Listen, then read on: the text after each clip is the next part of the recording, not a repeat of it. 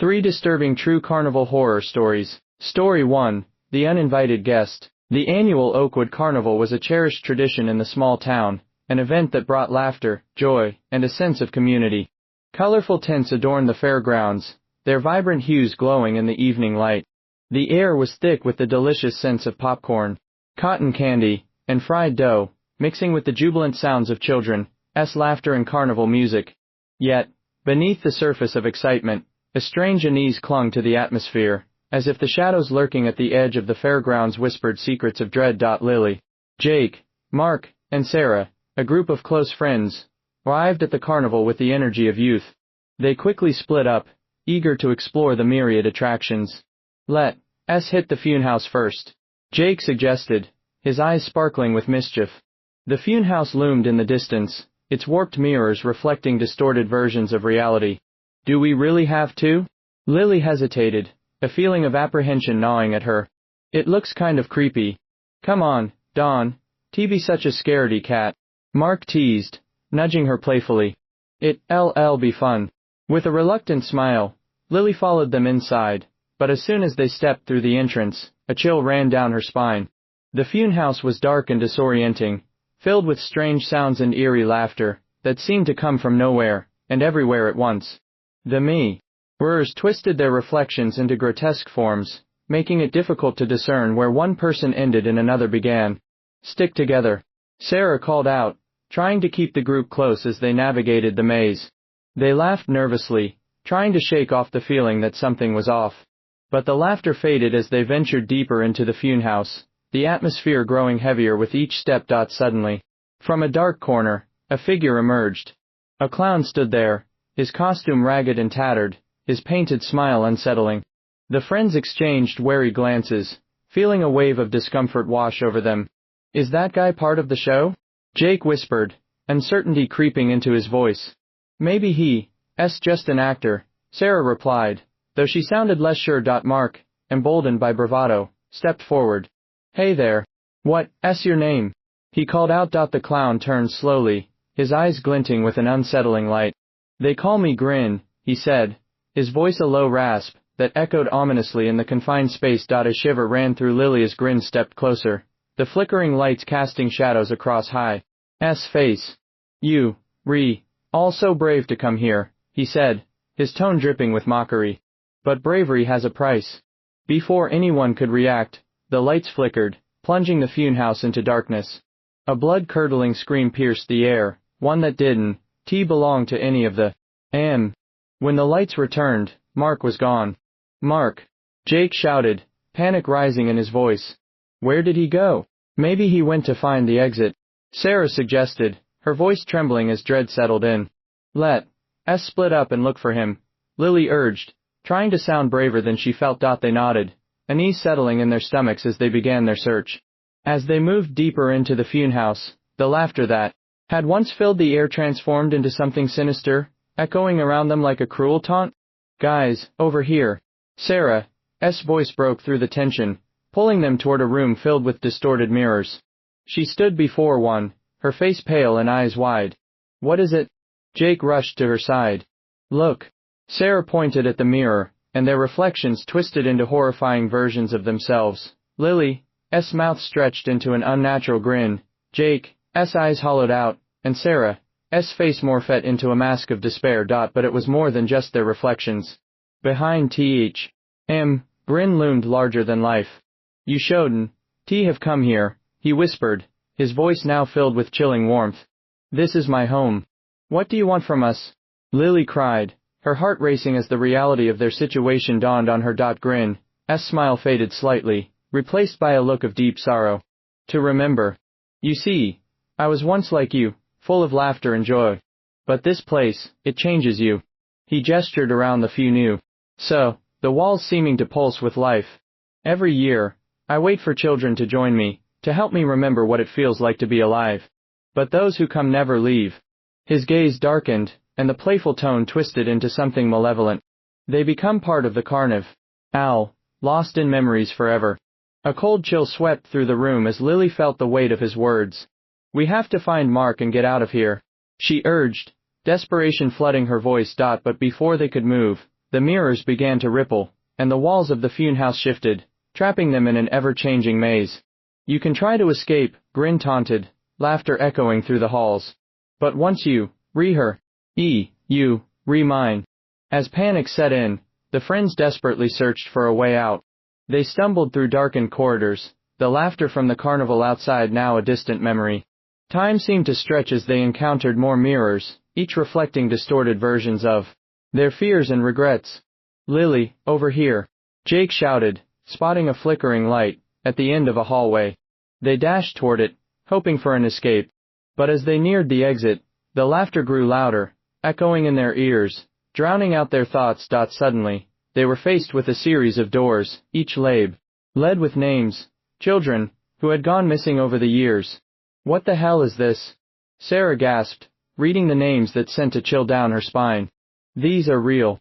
Grin appeared behind them, his smile returning with a sinister edge. "They chose to stay. You can too. Just give in to the memories. Let go of the fear." "No," Lily shouted, feeling a surge of defiance. We're not like them." With newfound determination, the friends pushed past Grin, determined to find Mark and escape the funhouse.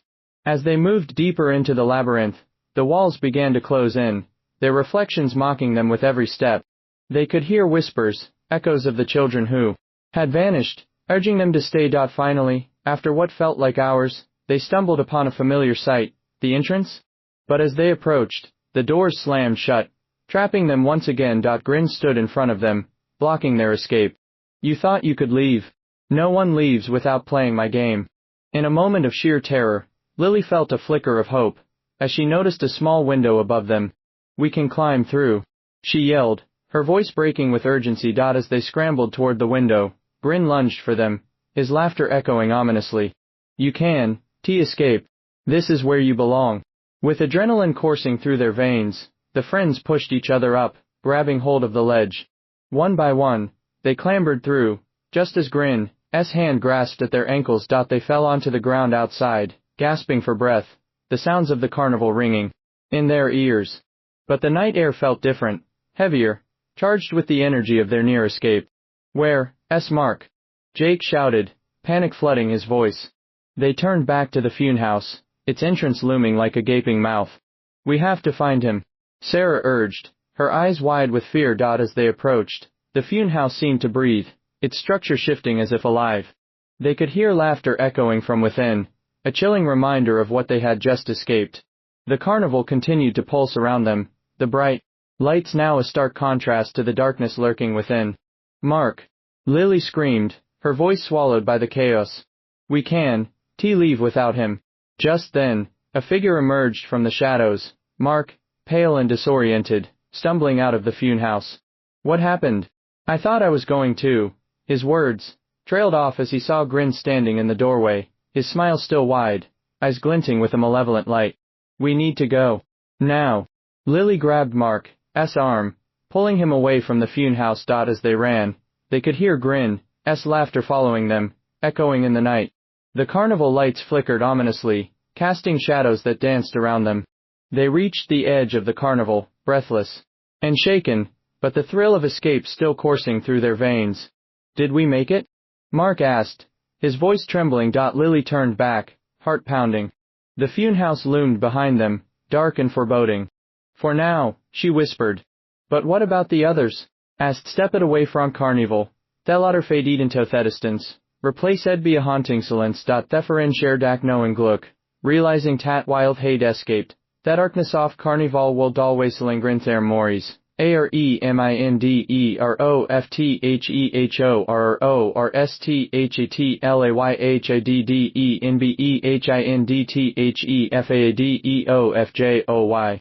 Story 2. The Ferris Wheel of Despair. The vibrant lights of the Maplewood Carnival illuminated the night, casting long shadows across the grounds. The annual event drew in crowds from neighboring towns, eager for thrills and excitement. For Jessica, this year's carnival felt different, an unsettling energy seemed to hang in the air, like a storm brewing just beyond the horizon. Despite her unease, she and her friends, Alex and Mia, decided to explore the carnival together. They wandered past the dazzling rides, the sweet smell of funnel cakes, and popcorn tantalizing their senses. However, as they ventured deeper into the carnival, they found themselves drawn to a tent shrouded in darkness, its entrance marked by a flickering sign that read, "The Lost Soul." "What's that?" Alex asked, eyeing the tent suspiciously. "Let's check it out," Mia suggested, her adventurous spirit igniting. As they stepped inside, the atmosphere shifted.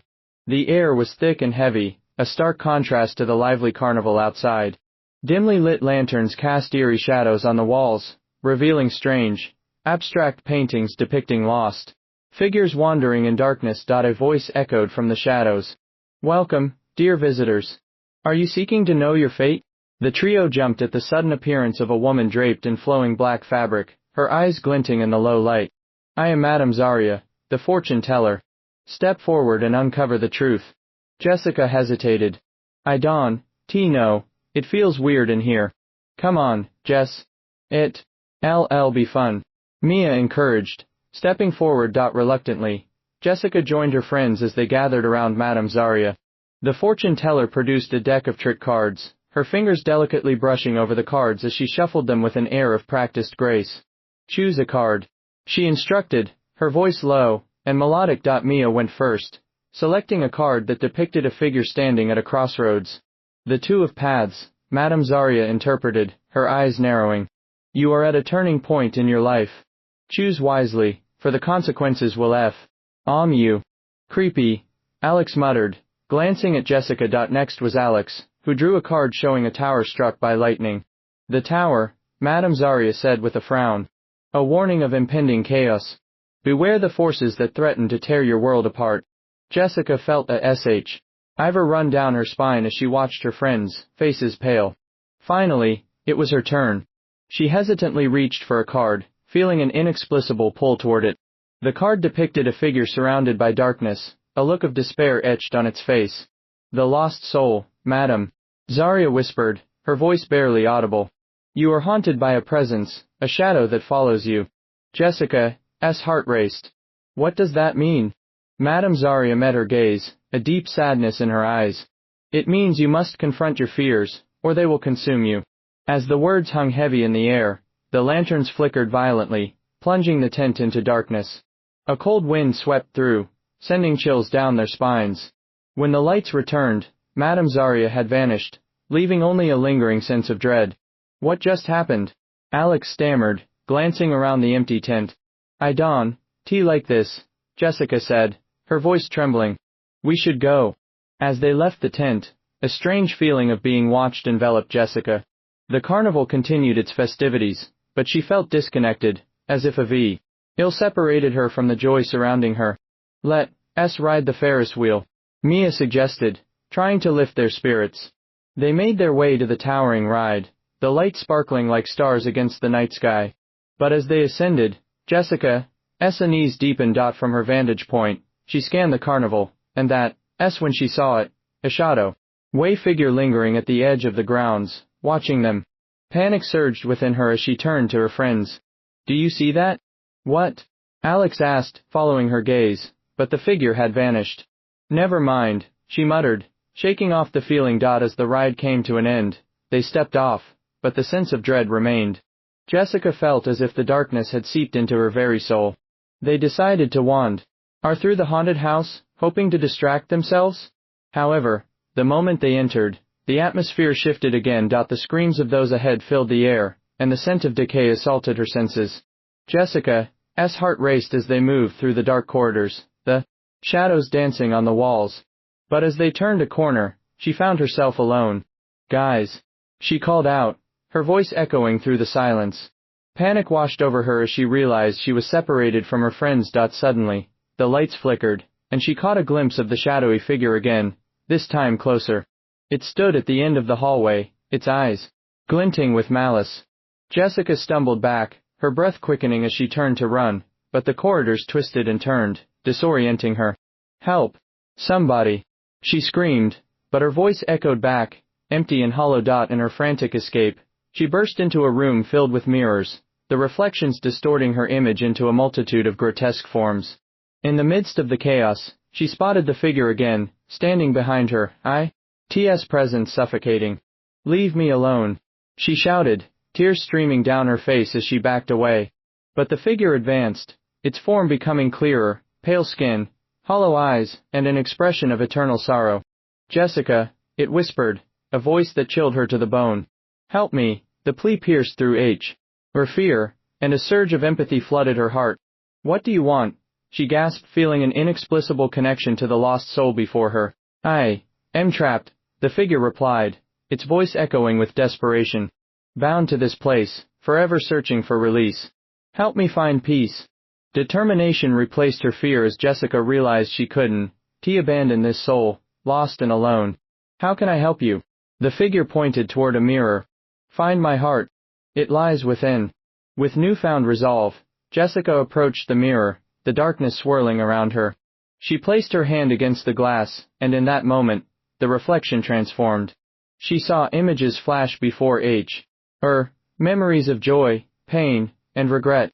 Then, a flicker of light caught her eye, illuminating a small, glimmering object trapped within the depths of the mirror. "Is that it?" she whispered, feeling a connection to the lost soul. "Yes," it echoed, and as Jessica reached in, the cold glass shattered, shards falling to the ground. She grasped the heart, a small, pulsating orb of light.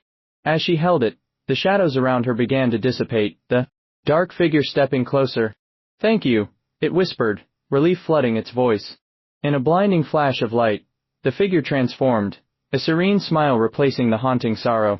"You freed me. Now I can finally rest." With that, the soul faded into a gentle glow, leaving behind a warm, golden light that enveloped Jessica.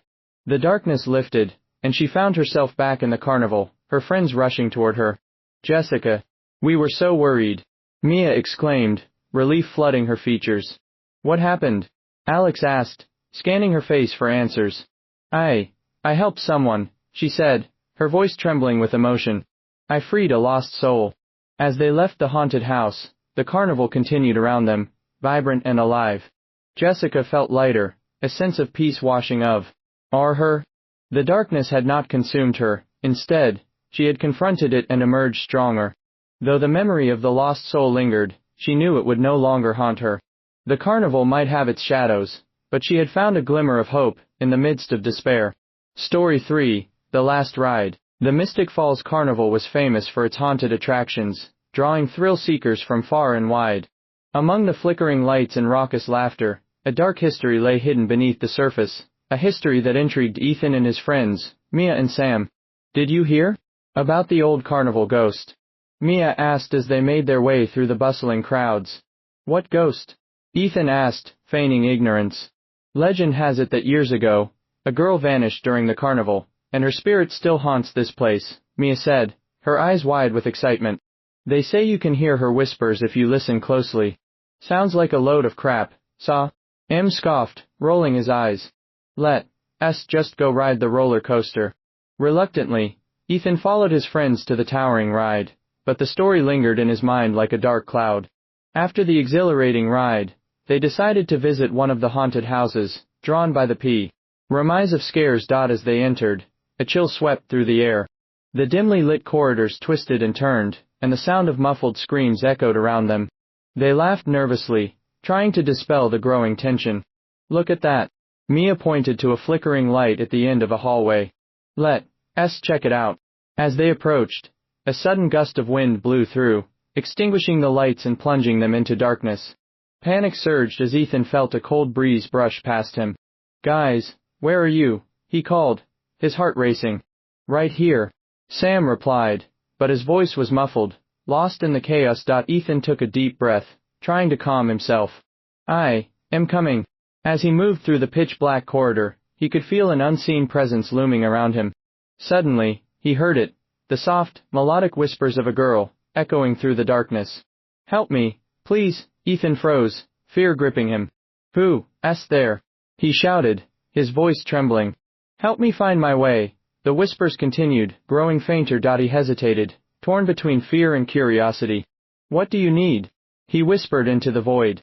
"Find me, in the light," the voice urged, a haunting plea that tugged at Ethan's heart. Determined, he pressed forward, guided by the whispers. The darkness seemed to part around him, leading him to a small room illuminated by a faint glow. In the center stood a flickering lantern, casting eerie shadows on the walls. Ethan approached the lantern, and the whispers intensified, filling the air with urgency. "Please, help me." He glanced around, searching for the source of the voice. "Where are you?" he called out. "In the mirror, find me," the voice echoed, and Ethan turned to see a cracked mirror hanging on the wall. With trepidation, he stepped closer, peering into the reflection. The glass rippled, and for a brief moment, he saw her, a girl with sad eyes, trapped behind the glass.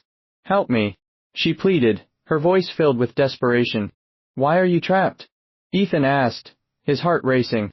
"I lost my way. I can't escape this place." "You must free me," she replied, tears streaming down her cheeks. Ethan's heart ached at her sorrow. "How can I help you?" "Shatter the mirror, break the curse," she urged, her voice growing faint. Gathering his courage, Ethan picked up a nearby lantern and hurled it at the mirror. The glass shattered with a deafening crash, shards flying everywhere. A bright light erupted from the mirror, enveloping the room in warmth. As the light faded, the girl stepped through the shattered mirror, her expression shifting from despair to gratitude. "Thank you," she whispered, her voice soft and melodic. "What happened to you?" Ethan asked, breathless. "I was lost in this carnival, trapped by the shadows of my past.